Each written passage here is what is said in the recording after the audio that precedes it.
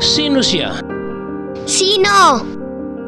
Siya ang comics character na tinaguri ang Tiagong Lundag, isang palabang top guy na champion sa paglundag o pagtalon na nagagamit niya sa kanyang mga kalaban. Kinata ito at sinulat ng Filipino comics illustrator, writer, novelist at national artist na si Francisco Bicutsing at nalathala sa mga pahina ng Liwayway Magazine noong 1966. Iginuhit ito ng Filipino comics illustrator na si Federico C. Habinal.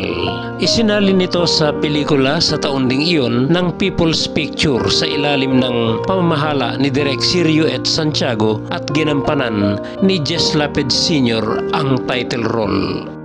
Okay! Next time, more info about Filipino comics character. Thank you very much and God bless you all.